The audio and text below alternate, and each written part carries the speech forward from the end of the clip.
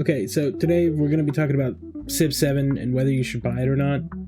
I'm going to try to keep this video on the rails a little bit.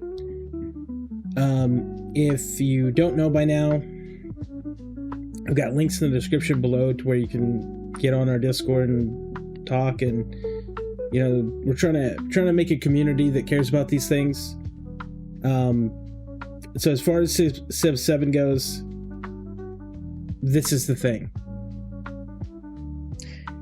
It's, if you buy games and you love Civilization, you watching this is just an attempt to make yourself feel better about purchasing it. I would go ahead and buy it. But as far as if this is somebody who can buy one game a month, one game every 2 months, and this is like something that you're really looking into, I want to help you out. I do not think that Civ 7 is a bad game, but what I will say is, you personally have been tricked into buying absolute dog shit games, and while this isn't one of them, there's been significant changes. If you liked Civ 5, if you've played Civ 5 at all, they have kind of regressed a little bit. It's almost like if in history it went 5 and then into 7, it feels more natural than to say that this is 6 to 7. They rolled a lot of changes back. They kind of like, they basically took out religion completely. Now, that's fair. Not a lot of people are big fans of the system. It kind of pigeonholes you into a certain type of game style, and the wins never really felt that good. But I'll say this, the game has absolutely backtracked on a lot of things and kind of didn't keep that new player friendly vibe of 6.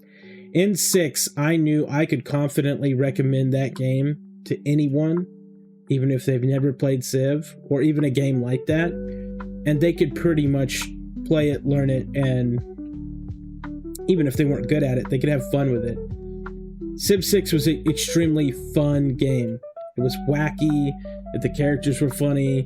Like, I remember sitting there and just having so much fun with it, and never even thinking about half the stuff I do on some of these other games. So I'll just say, for me personally, I would seriously think about whether you want to play 7, because I feel like it's more complicated. I feel like they've changed a lot of things. It is not Civ 6. And the game has pretty much just come out. It's got some work to do. I would say, if I'm being brutally honest, to maybe hold on to your money a little bit. Not necessarily waiting for a sale, but there are better games out there right now. Unfortunately, in this particular space, it's limited. Okay? It is limited, and I know that, especially the space games. I know that everyone rants and raves about a lot of these different,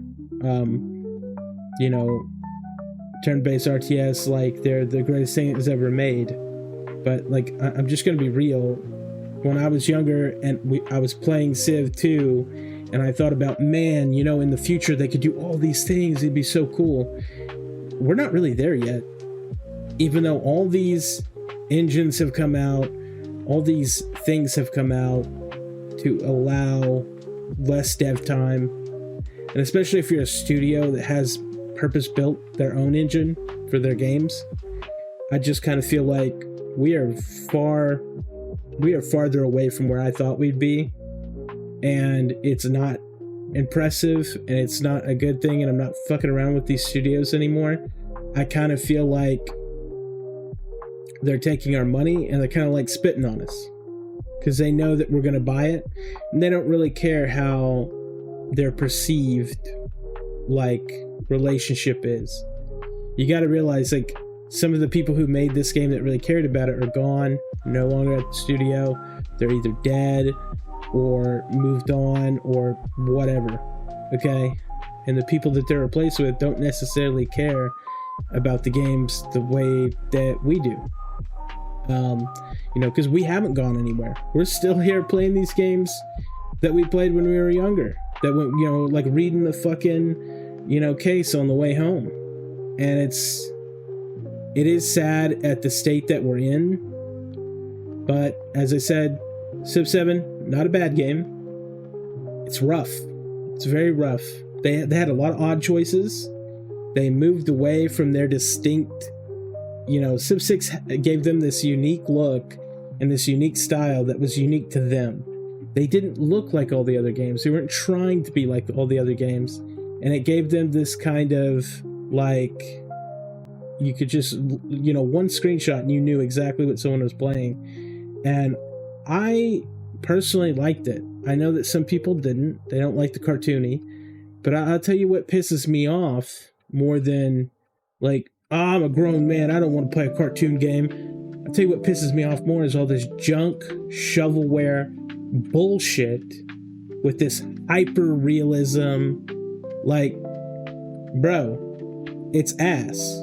It's ass. Like, let's stop aiming for fucking realism. Because these studios clearly can't do realism. Because they'll just give the excuse, well, you know, we had to focus on the graphics. So how could we have time to do anything else? We had to focus on you guys wanted the graphics. It's a fucking cop-out. I'm tired of it. I wish they would just make a game. You know, let the graphics take a hit. Fuck it. But give us a better game. There's not been a lot of innovating in this field, and there doesn't have to be, because we all have this problem. Okay? And especially in this. Now, there's like survival crafting games which have the same problem, but like this specifically, I feel like us as RTS players or turn-based RTS players or 4X players, whatever you want to say, we have an issue with seeing something new and shiny and going, oh, this is going to be so cool, we should buy it, oh my god. When in reality, it's just another, you know, like, is it ever really that good? Sometimes it is. I mean, I like Masters of Orion. I like Civ 6. There's a number of games that I like. But at the same time, these studios don't really have to try really hard. You know, I even like Crusader Kings, even though those games are very hard to play as games. Like, as a video game, when I use the word game, it's supposed to be something that's like, ooh, this is engaging and fun. And sometimes those games are not fun. In fact, they got you sitting over there thinking, like, I need to reload my fucking save file. You know, like what am I fucking doing wrong? You know, the learning curve is a killer. And I get it. Some of you out there are like, well, I'm a big smart boy and I like proving it by beating up on AI and proving I can beat them. Because I'm smart and I learned the game. I got over the curve. That means I get this little badge here. And that means that I'm the best. Okay. You get your good boy points. But when I buy a game, I want a game, brother. I don't want a fucking history and math professor tutorial simulator. Like, I don't know. Now, even though I do like Crusader Kings, I just think that some of these companies have been skating by on the fact that for some, you know, I like XCOM, and this is the problem. I find myself going back to older games rather than being excited about these newer ones. But we have a fucking problem that we got to talk about when it comes to these kind of games, and that's, where is our lack of self-control? We cannot just buy every one of them, because some of these studios need to have a better leash on this kind of thing. Now, personally, I know that I'm having this whole rant. I still don't think that Civ 7 is going to be that bad. Not at all. I think it's just a little rough, and it's like, you know how long they spend on these. You know how much money they got from 5 and 6. And you know that the company could be trying harder, because let's not let this company get away with anything. They put out that dog shit Beyond Space 1 or Beyond Earth 1 that no one liked. Okay, let's not let them forget about that. It matters, because one day we're not going to have this franchise anymore. I would just like to, before I fucking die, to just play like one more great game by them. But it does seem lately that, you know, why expand on Civ 6 when we could just scrap everything and start over again? I don't know why they would do that. So, again, this has to be my recommendation. If you're not a big fan of Civ, just wait. There are plenty of games coming out, no matter how bad the quality. You know, just wait around a little bit. See if they improve the game. DLCs and patches helped Civ 6 immensely. When it first came out, it wasn't bad like this one. It wasn't that bad. But did the updates help a lot? Absolutely. It fixed a bunch of stuff. And it fixed a bunch of exploits. And it made playing online playable. Even though it's, you know, hard to find a game for these because it's, you know, such a long game. People, you know, it is what it is. But when